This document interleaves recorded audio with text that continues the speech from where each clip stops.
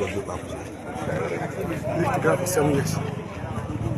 So that's 2019 here. We've not been together, but we are communicating. We are good friends. Ìjọmọ́ dà yín pọ̀ bí sà. Pardon? Ìjọmọ́ dà yín pọ̀ bí sà. Yes, ọmọ méjì tó bí láyé àtàwọn tó bí fún ìwé dáná wa. Lẹ́yìn ìgbà wọn dẹ̀ bí wọn kọ́. Òbí wọn kan. Kí wàá lè sọ nípa olóògbé sà. Very Keji, she's a wonderful woman. She lost me and I love her too much.